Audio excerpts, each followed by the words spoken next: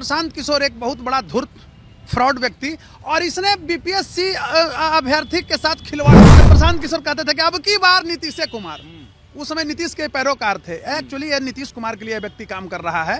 BPSC में 200-300 करोड़ का खेल हुआ है, उसमें प्रशांत किशोर को सरकार ने मैनेज किया कि तुम इस तरह से कूद कि हम कमल तुम लोग के भेजवाए थे ना, यानी कमल पर बिहार के देश के, बिहार ही नहीं बल्कि देश के भावी प्रेरणा प्रदीप छात्र नौजवानों के जिंदगी को गिरवी समझता था, उसकी भावनाओं के साथ खिलवाड़ कर रहा है। ये व्यक्ति 350 कर्मचारी को लेकर के बैठ गया गांधी मैदान। मैं बार बार कहता हूँ, अभ्यर्थी नहीं थे क्या? नहीं, उसमें 10% भी अभ्यर्थी है तो हमको बुलाइए, एडमिट कार्ड उनको पेश कराया जाए वीडियो फुटेज के आधार पर। ये न्यायपालिका के साख जो था उस पर बट्टा लगाया क्या? बीपीएससी 17वीं प्रीलिम्स की परीक्षा देखिए लगातार अभ्यर्थी कैंसिल करने की मांग कर रहे हैं, री एग्जाम की मांग कर रहे हैं। जो आयोग है वो नहीं सुन रहा है, और अब बीच में देखिए राजनीति रोटी सेकने को लेकर प्रशांत किशोर भी मैदान में उतर गए। गांधी मूर्ति के पास जो है धरना देने लगे, आंदोलन करने लगे, और अभ्यर्थियों को पिटवाया भी,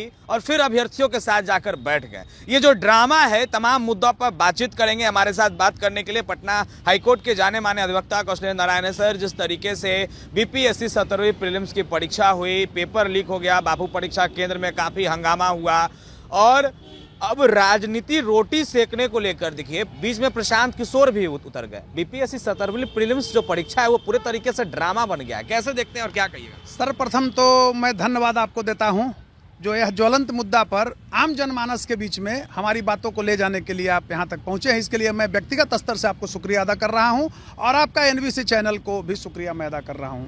रही बात, आपने कहा कि बीपीएससी अभ्यर्थी के लिए, मैं स्पष्ट रूप से कह रहा हूं कि बीपीएससी जो अभ्यर्थी हैं, जो परीक्षार्थी हैं, जिनके साथ खिलवाड़ हुआ है, सरकार संपोषित भ्रष्टाचारी जो क्वेश्चन आउट किए हैं, उसके प्रति हम सहानुभूति छात्रों के प्रति रखते हैं। लेकिन जब प्रशांत किशोर के नाम जब लेते हैं तो हम यही मानते हैं कि प्रशांत किशोर एक बहुत बड़ा धूर्त फ्रॉड व्यक्ति, और इसने बीपीएससी अभ्यर्थी के साथ खिलवाड़ किया। क्या खिलवाड़ किया मैं बता रहा हूं, और सारे पब्लिक सुनेंगे। देखिए कितना बड़ा दिमाग लगाया। आपको ख्याल होगा जब 67वीं बीपीएससी मैंने लड़ा, पहले ही इसको बिहार में मैंने ही कोर्ट में लाया, 67वीं 67, तो उस समय प्रशांत किशोर कह रहे थे, आप ही के चैनल भी में हमको याद है, एनबीसी बहुत चलाई थी उस समय, तो प्रशांत किशोर कहते थे कि अब की बार नीतीश कुमार, उस समय नीतीश के पैरोकार थे। एक्चुअली ये नीतीश कुमार के लिए व्यक्ति काम कर रहा है, जो भ्रष्टाचारी जेल जाने वाले थे बीपीएससी के पेपर आउट में। प्रशांत किशोर ने बचा लिया, सरकार से बात किया, उसका उदाहरण मैं दे रहा हूं। आप ये बताइए कि जब क्वेश्चन आउट होता है तो आंदोलन उस समय न होता है, और आंदोलन के बाद एक रूप होता है कि हम न्यायपालिका का शरण ले। प्रशांत किशोर न्यायपालिका का भी शरण नहीं लिया। ये सर्वप्रथम क्या किए कि जब आंदोलन खत्म पर थे तो उसमें टुभक गए। बेचारे लड़के गांधी मैदान में धरना दे रहे थे, वहां पर ही व्यक्ति 10-20 को कम्बल भेजवा दिया। उसके बाद बच्चे जब धरना पर दूसरे रूप में उसको इंडिकेट करना चाहा तो लड़के लोग विरोध किए। तो आपको ख्याल होगा, शर्म आती है, हमारी मानवता सिसक कर रो पड़ती है। बिहार का धर्म ऐसा संस्कार नहीं था, कहता है कि हम कमल तुम लोग के भेजवाए थे ना, यानी कमल पर बिहार के देश के, बिहार ही नहीं बल्कि देश के भावी प्रेरणा प्रदीप छात्र नौजवानों के जिंदगी को गिरवी समझता था, उसकी भावनाओं के साथ खिलवाड़ कर रहा था। दूसरी तरफ देखिए इस व्यक्ति का कि प्रशांत किशोर, एक नाटकीय ढंग से सरकार ने गिरफ्तारी इसकी कराई, सरकार ने कराई है। बहुत अच्छा आपने बोला, एक ड्रामा हो रहा था। कैसे हुआ बताइए? आप जानते हैं कि ऑनरेबल सुप्रीम कोर्ट का आदेश है कि किसी भी व्यक्ति को धरना प्रदर्शन पर गिरफ्तार करते हैं और सेक्शन अगर लगाते हैं हल्का 7 साल जिसमें सजा नहीं है, मात्र इनके साथ एक उस दिन भी मैं बोला था कि पहले 353 था, बीएनएस में वो 132 हो गया, बाकी जितना भी धारा है वो अवेलेबल है, ये वो होगा तो नॉन अवेलेबल यही था। अब समझिए कि उसमें थाना से ही 41 के तहत उसमें प्रावधान था, बेल मिलना चाहिए था। सरकार ने छात्रों के भविष्य के साथ खिलवाड़ किया, इस व्यक्ति को यूज किया। सबसे पहले देखिए शर्म आती है। और एक मैं कहना चाहता हूं बिहार ही नहीं देश के वकीलों के लिए कि कितना बड़ा ये कलंक, और ऑनरेबल कानून के मंदिर के ऊपर यह व्यक्ति चैलेंज दिया है और उसको बदनाम किया है। कहा कि हमको न्यायपालिका ने कहा कि आप धरना प्रदर्शन, ये स्वाभाविक एक प्रक्रिया है। न्यायाधीश लोग डांटते हैं कि बोलिए कि अगले बार गलती ना कीजिएगा, चाहे वो धरना प्रदर्शन हो, चाहे जिस तरह के केस में आप पकड़े गए हैं, पेश हुए हैं। ये व्यक्ति क्या किया है, इसको एक सिस्टम है कि आप जब बेल लेने जाते हैं, जबकि वो कहीं भी सरकार को वहां नहीं ले जाना चाहिए था, ये सरकार से मिला हुआ व्यक्ति है। और सरकार को भी समझ में नहीं आ रहा है। ये फंडिंग अब दूसरे मद से ले रहा है। 350 कर्मचारी को पेमेंट देता है कंपनी, आप लोग सारे लोग जान रहे हैं। वो यहीं के एक व्यक्ति का कंपनी है, सुनते हैं कि परहैप्स अडानी से भी फंडिंग हो रहा है। तो ये व्यक्ति 350 कर्मचारी को लेकर के बैठ गया गांधी मैदान। मैं बार बार कहता हूँ, अभ्यर्थी नहीं थे क्या? नहीं, उसमें 10% भी अभ्यर्थी है तो हमको बुलाइए, एडमिट कार्ड उनको पेश कराया जाए वीडियो फुटेज के आधार पर। दावा तो किया जा रहा है फ्रॉड। 350 इसके पास एम्प्लॉई आ गए, तो दो एक आदमी को भी लेकर आया, तो लगता है बवाल की जगह लगता है कि 500 आदमी जुट गए। ये क्या है? प्योर फ्रॉड है। और हम आहत इसलिए हैं इस व्यक्ति के खिलाफ कि ये न्यायपालिका के साख जो था उस पर बट्टा लगाया। क्या इसने कहा है? आप लोग मीडिया वाले भी दिखाए हैं, ओ ऐसे मीडिया वाले जिनको थोड़ा जमीर होना चाहिए। लोकतंत्र का चौथा स्तंभ है मीडिया, कम से कम मीडिया में तो सही चीज जाना चाहिए। वो लोग क्या दिखाए हैं कि प्रशांत किशोर को जज ने ऐसा एसडीजीएम कोर्ट ने, ऑनरेबल एसडीजीएम कोर्ट ने ऐसा कहा, ये मानने से इनकार कर दिए। सुनिएगा, आम जनमानस को मैं कह रहा हूं, अगर गलत कह रहा हूं तो आप लीगल एक्शन भी ले सकते हैं। जब इनकार कर दिए तो फिर इनकार करने के बाद उसी न्यायालय में न्यायिक अभिरक्षा में मीडिया को कैसे संबोधित किया है फ्रॉड व्यक्ति? कैसे संबोधित किया? बेल मिल गया था ना? कैसे मिल गया? बेल जब मिल गया तो फिर बेल पिटीशन भरिए। तो फिर ये कहा कि हम बेउर गए। मैंने उस दिन कहा था, पहला व्यक्ति, कुछ तो ऐसे भी चपंडूस लोग हैं जो खुद कहते हैं कि मतलब उस दिन उसके पक्ष में वहां बोल रहे थे, और जब मैं कोर्ट को एक कागजात के सामने जब प्रस्तुत किया आम जनमानस में, तो वो लोग बदल जाता है। उस माने हम शर्म आनी चाहिए वैसे फ्रॉड को। एक कोर्ट का भी धब्बा है उस कोर्ट पर, ना वह वकील है पक्ष का, ना विपक्ष का वहां खड़ा है, बस मीडिया में 4 लाइन बोलने के लिए।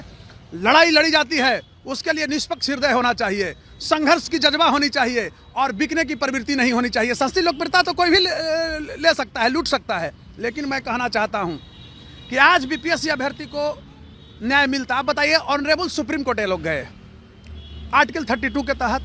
आप देखे होंगे पत्रकार महोदय, आप एक खोजी पत्रकारिता करते हैं।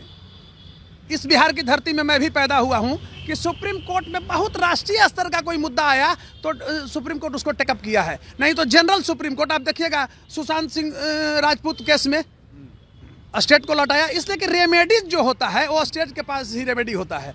अब उसमें समझिए कि ये बिहार का मामला था, तो in the judicature of Patna high court, मुद्दा बिहार में एक ही हाईकोर्ट, ऑनरेबल हाईकोर्ट है, तो पटना हाईकोर्ट का मुद्दा था। यह व्यक्ति भटका करके वहां तक लोग गया। अब समझिए कि जो तहत आप देखे होंगे पत्रकार महोदय, आप एक खोजी पत्रकारिता करते हैं।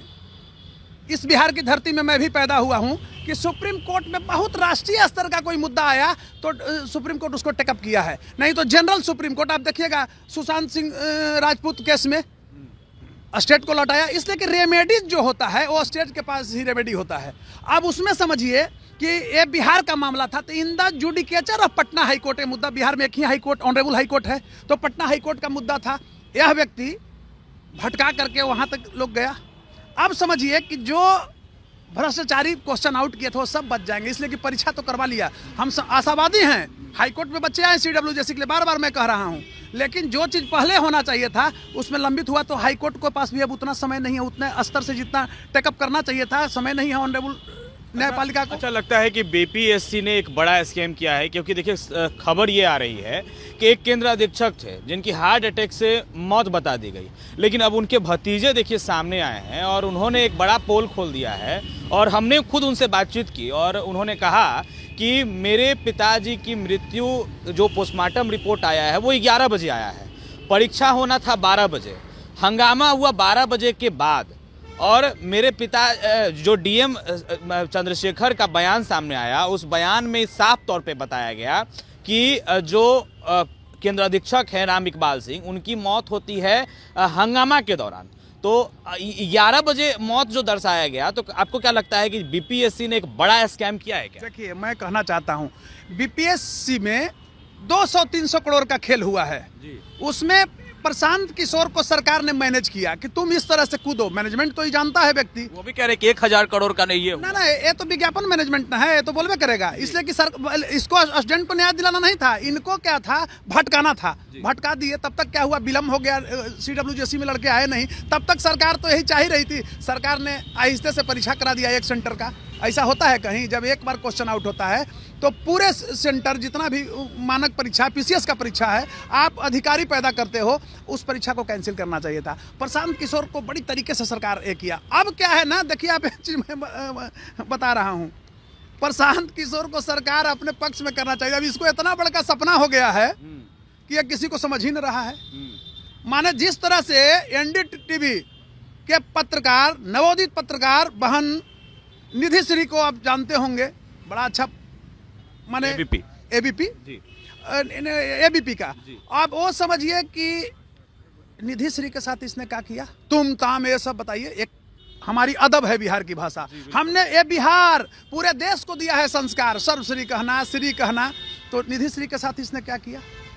अब देखिए आपको शर्म आएगा, तुम ताम, तुमको हम संपादक से कह के हटवा देंगे, माने पूरा देश चला रहा है। भारत का प्रधानमंत्री, ऑनरेबल प्रधानमंत्री, राष्ट्रपति भी ऐसा शब्द नहीं बोल सकते हैं। मेरे अंदर निधि श्री के साथ यह जो घटना घटी है और जिस तरह से दुर्व्यवहार किया है, तो मेरे अंदर भी दुख है, क्षोभ है और मौत सी मायूसी है कि यह व्यक्ति इतना बड़ा दानव है कि यह लोकतंत्र के चौथा स्तंभ पर प्रहार करता है। और स्पष्ट रूप से मैं कहना चाहता हूँ, इसको मैं छुपा के नहीं बोल रहा हूँ, माने हम इतना विवश हो गए हैं, इतना शर्म हमको आया कि एक हमारी बिहार की बेटी और बहन के साथ किस तरह से व्यवहार किया है। देखिए मैं बार बार सरकार से कह रहा हूं, सरकार को भी सजग होना है, रॉ को सजग होना है, सीबीआई को होना है, इंटेलिजेंस हमारा है उसको सजग होना। ये कहीं ना कहीं फंडिंग ले रहा है, चाहे विदेशी हो, टेररिस्ट का फंडिंग ये ले रहा है। फंड इसके पास इतना कहाँ से आ रहा है। देखिए ये कहता है कि हम गांधीवादी हैं। सबसे पहले आप बताइए, बच्चा है, आप पढ़ करके ही आए हैं, जर्नलिज्म से आए हैं, कि गांधी ने क्या कहा था कि say no to drugs, addictive drugs से लिविंग पायर, नशीली दवाएं, नशीली दवा को ही कहा था कि इसको जो सेवन करता है दारू शराब, जलती चिता कब्रगाह की ओर ले जाने वाला है। ए प्रशांत किशोर पांडे ने क्या किया कि हमारी सरकार बनेगी तो दूसरे दिन हम दारू बेचवा देंगे, खोल देंगे।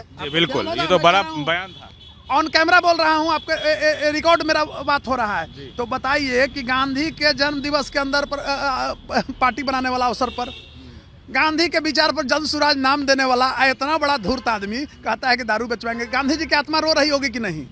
अगर किसी का बेटा, बाप बहुत सिद्धांतवादी रहा है, आपको मैं बता रहा हूं, उसका बेटा कलंकित हो जाएगा तो बाप का आत्मा रोएगा कि नहीं मृत्यु लोक में, जो अब हम सनातन संस्कृति को अगर मानते हैं। दूसरी तरफ मैं बता रहा हूं, ये बहुत बड़ा विज्ञापन मैनेजर है। अब मैं आगाह करता हूं बीजेपी को भी और नीतीश जी को भी कि इसके झांसे, ठीक है, अब इस बार तो बस सरकार बचा दिया, क्योंकि 41 में वहीं इसको बेल मिलना चाहिए था थाना में। सरकार ने भी देखा कि बीपीएससी में तो हम फंस गए बुरी तरह से, कि पप्पू यादव का भी तो आंदोलन था, इससे पहले पप्पू यादव कूदे थे। पप्पू यादव रियल में वो लड़ाई कुछ हद तक लड़ रहे थे। हालांकि ठीक है, पप्पू यादव से भी थोड़ी भूल हुई है, उनको न्यायपालिका के शरण में बच्चे को लेकर के आ जाना चाहिए। बच्चे आर्थिक रूप से कमजोर थे, उनको लड़ना चाहिए था। पप्पू यादव सक्षम है। ये व्यक्ति क्या किया कि पूरे बिहार को, सिस्टम को कोलैप्स करना चाहिए। पवित्र मंदिर, मैं बार बार कहता हूं कि संविधान का दो तक क्या होता है। संविधान में जो हमारा न्यायपालिका बनाया गया, न्यायपालिका के तहत निचली अदालत, उच्च न्यायालय और सुप्रीम कोर्ट का हमारे के यहाँ जो प्रावधान किया गया। अब समझिए, एक कहावत है कि मैंने संविधान रूपी एक देव मंदिर बनाया।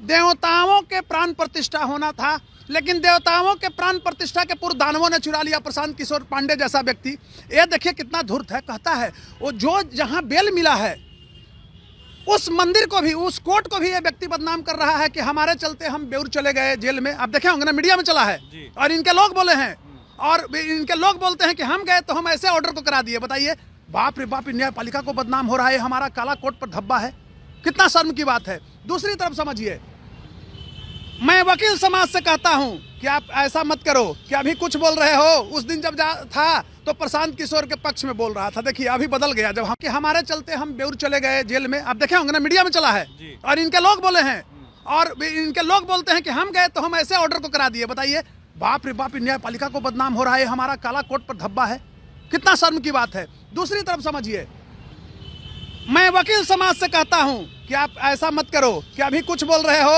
उस दिन जब था तो प्रशांत किशोर के पक्ष में बोल रहा था। देखिए अभी बदल गया, जब हमारा स्टेटमेंट, मैं ऑन रिकॉर्ड बोलता हूं, तो वैसे लोगों से भी आगाह होने की जरूरत है। और वकील समाज से मैं आग्रह करता हूं कि आप ऐसे फ्रॉड के चक्कर में मत पड़िए। दूसरी तरफ मैं एक चीज कहना चाहता हूं कि वकीलों की बहुत बड़ी योगदान है समाज के निर्माण में। स्वतंत्रता आंदोलन में देखिए, लोकमान्य तिलक, पंडित मोतीलाल नेहरू, खुद नेहरू, आप इस रूप में समझिए। बिहार के परिदृश्य में अगर आप आते हैं तो देशरत्न डॉक्टर राजेंद्र प्रसाद, बिहार के श्री डॉक्टर श्री कृष्ण सिंह, न जाने कितने लोग। कालांतर में आप आइए, इधर आइए तो अरुण जेटली, सुषमा स्वराज, और लोगों का नाम लीजिए, बिहार के प्रिंसिपल रविशंकर प्रसाद का भी यहाँ बहुत बड़ा योगदान है सामाजिक परिवर्तन में, मतलब जो यहाँ व्यवस्था कुव्यवस्था था उसको बदलने में।